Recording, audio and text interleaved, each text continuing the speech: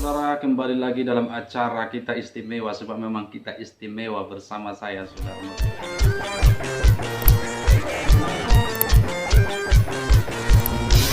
Saudara-saudara, kali ini kita akan membahas tentang adat dan iman. Bagaimana antara adat dan juga iman itu, apakah bisa dipersatukan atau memang adat itu bertentangan sesuai dengan apa yang dikatakan oleh orang-orang Kristen beraliran karismatik Pentakosta, atau memang adat itu harus sejalan beriringan bersama sesuai dengan apa yang dikatakan oleh aliran Injili atau Lutheran dan berbagai aliran yang mendukungnya. Terima kasih saudara-saudara, mari simak video ini supaya kita saling mengerti dan memahami bagaimana adat itu bekerja dan bagaimana kita harus mengatasinya. Dari sekian banyak adat istiadat Batak Toba yang telah saya perbincangkan dengan berbagai narasumber dan juga yang telah saya baca, yang telah juga saya pelajari, ada beberapa adat Batak yang harus kita pahami. Dalam dua kategori, ada orang yang beragama Kristen Katolik dan juga Kristen Protestan. Di dalam ajaran Protestan ada ajaran karismatik Pentakosta, ada ajaran Injili Lutheran dan juga ajaran-ajaran yang lain.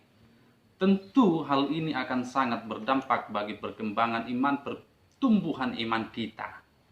Yang pertama, saya akan membahas apakah mangokal huli itu bertentangan dengan firman Tuhan atau tidak. Istilah mangokal huli adalah upacara mengeluarkan tulang belulang nenek moyang atau keluarga kita yang sudah meninggal dari dalam tanah setelah melewati waktu pembusukan yang dianggap perlu.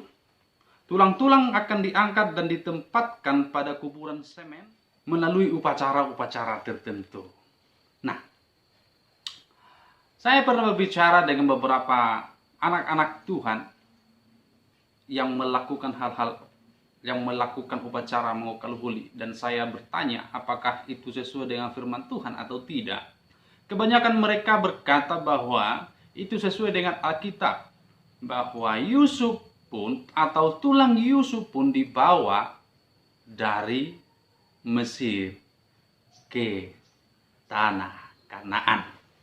Nah, mari kita lihat apakah memang betul upacara mangokal huli itu sesuai dengan peristiwa ketika tulang belulang Yusuf dibawa dari Mesir ke tanah Kanaan. Orang Batak yang animisme, yang percaya dengan kekuatan-kekuatan gaib, tentu mereka sangat peka terhadap kegiatan-kegiatan roh, atau orang Batak sebut itu dengan begu. Nah, istilah begu juga menyangkut roh orang mati dan roh-roh alam semesta. Namun mereka juga percaya ada roh yang baik dan ada roh yang jahat. Ini menjadi menarik Bapak Ibu. Ini menjadi menarik. Di antara begu-begu atau roh yang ada, begu atau roh leluhur menempati posisi yang sangat khusus. Oleh karena itu terhadap tulang belulang para leluhur harus dilakukan sebuah upacara. Itulah yang namanya tadi saya katakan mangokal huli. Acara mangokal huli ini ada beberapa orang yang menyebut itu sebagai penghargaan atau penghormatan kepada leluhur-leluhur kita. Kepada leluhur kita yang telah memberikan kita jalan, memberikan kita tanah, memberikan kita kehidupan setelah dia meninggal. Dengan demikian, maka motif dan tujuan penggalian tulang belulang adalah penghargaan dan juga penghormatan terhadap orang yang sudah mati.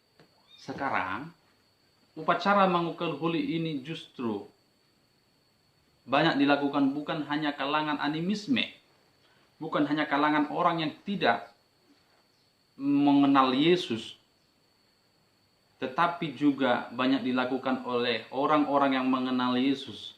Dan menariknya, ada beberapa gereja yang melayani.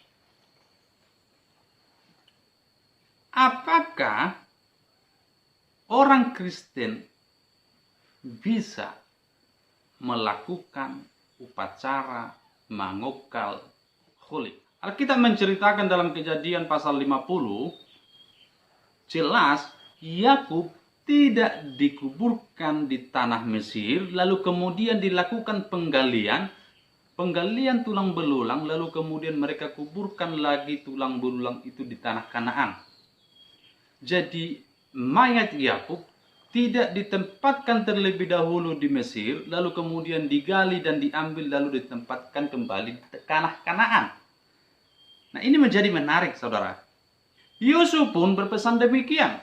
Nah, ayat ini, ayat tentang Yusuf, cerita tentang Yusuf ini seringkali menjadi dalil bagi mereka untuk membenarkan acara tersebut. Mari kita bahas, saudara-saudara. Dalam Kejadian pasal 50, saya akan bacakan Kejadian pasal 50 ayatnya yang ke-22. Adapun Yusuf, ia tetap tinggal di Mesir bersama kaum keluarganya, dan Yusuf hidup 110 tahun.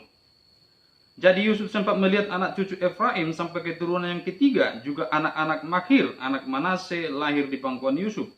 Berkatalah Yusuf kepada saudara-saudaranya, tidak lama lagi aku akan mati, tentu Allah akan memperhatikan kamu dan membawa kamu keluar dari negeri ini ke negeri yang telah dijanjikannya dengan sumpah kepada Abraham, Ishak, dan Yakub. Lalu Yusuf menyuruh anak-anak Israel dan bersumpah, katanya, tentu Allah akan memperhatikan kamu. Pada waktu itu kamu harus membawa tulang-tulangku dari sini. Pada waktu itu kamu harus membawa tulang-tulangku dari sini. Kemudian matilah Yusuf berumur 110 tahun. Mayatnya dirempah-rempahi dan ditaruh dalam peti mati di Mesir. Yusuf berpesan kepada saudara-saudaranya agar membawa tulang-tulangnya ke tanah Kanaan apabila nanti ia meninggal. Nah, setelah Yusuf meninggal, sesuai dengan tradisi orang Mesir, dan bahwa dia juga adalah orang yang paling berharga atau orang yang dihormati, orang yang disegani di tanah Mesir sebagai orang kedua yang berkuasa di tanah Mesir, maka sesuai dengan tradisi orang Mesir, dia mayatnya pun dirempah-rempahi dan juga ditaruh dalam peti mati Mesir.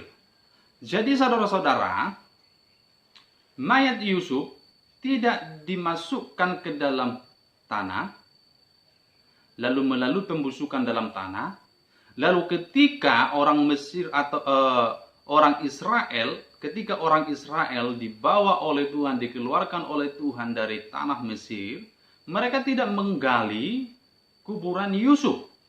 Mereka tidak menggali kuburan Yusuf lalu mengambil tulang-tulang Yusuf dan kemudian mereka membawanya ke tanah Kanaan. Tetapi mereka mengambil tulang-tulang Yusuf dari peti mati Mesir.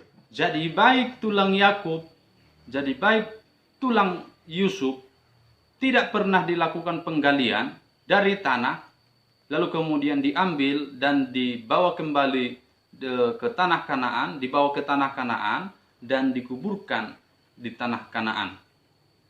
Ya, saya ulangi Bapak Ibu, saya ulangi saudara. Baik tulang-tulang Yakub ataupun tulang Yusuf tidak mengalami pembusukan di dalam tanah di Mesir, tetapi Yakub seperti yang saya ceritakan langsung dibawa ke tanah Kanaan dan Yusuf dimasukkan ke dalam peti mati di Mesir. Jadi tidak ada dilakukan penggalian, tanah, penggalian kuburan. Jadi dalil ini, jadi ayat ini tidak sesuai dengan apa yang mereka katakan, bahwa memang tidak ada ayat yang mendukung upacara mangokal huli. Penggalian tulang belulang menurut kebiasaan adat Batak sangat riskan dan sangat sulit dipisahkan dari animisme. Jikapun ada keterlibatan pihak gereja dalam upacara, spiritisme, animisme sangat tidak mungkin ditiadakan. Jadi maksudnya demikian Bapak Ibu.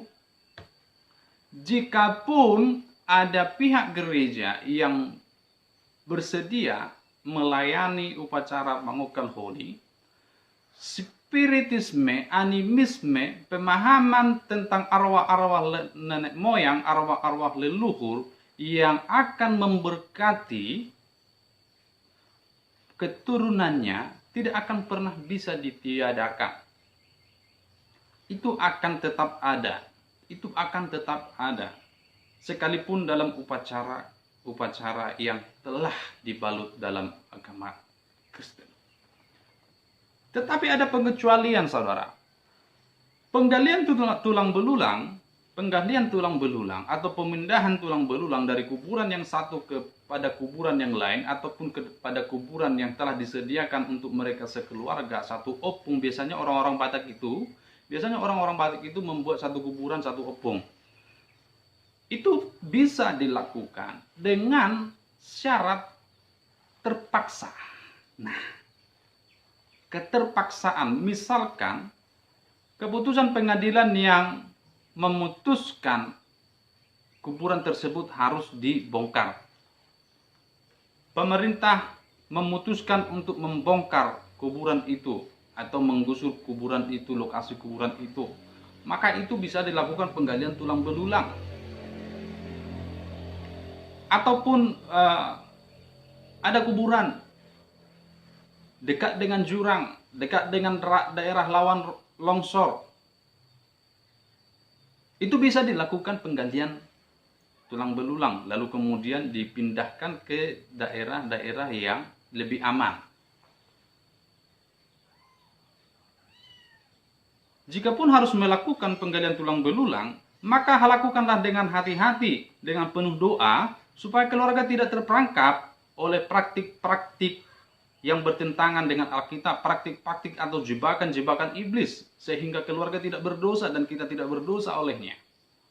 Penggalian tulang belulang dengan motif supaya roh yang telah lama meninggal mendapatkan kesenangan, mendapatkan ketenangan, sebaiknya tidak usah dilakukan karena itu bertentangan dengan Alkitab. Jadi Bapak Ibu, penggalian tulang belulang yang dilakukan oleh orang-orang Batak Kristen pada saat ini tidak sesuai dengan Alkitab. Artinya tidak Alkitabiah, artinya itu bertentangan dengan Alkitab, bertentangan dengan iman Kristen. Dan gereja yang melayani upacara mangukal huli disertai dengan upacara-upacara yang bertentangan dengan firman Tuhan harus segera bertobat. Tetapi jikalau tidak ada upacara-upacara yang bertentangan dengan Alkitab, maka tidak apa-apa dilayani.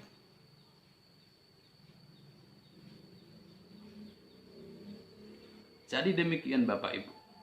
Dalam video kali ini kita telah membahas apakah mangukal huli itu, apakah memindahkan tulang belulang nenek moyang ataupun keluarga kita yang sudah lama meninggal, yang sudah mengalami pembusukan, apakah itu bertentangan dengan ketentuan-ketentuan Alkitab atau justru itu berjalan selaras dengan ketentuan Alkitab. Kita sudah mengetahui bersama sesuai dengan apa yang saya paparkan tadi, bahwa jikalau upacara penggalian tulang belulang itu atau mangukal huli itu disertai dengan upacara-upacara yang bertentangan dengan Alkitab, maka tentu kita sebagai orang Kristen tidak boleh melakukannya.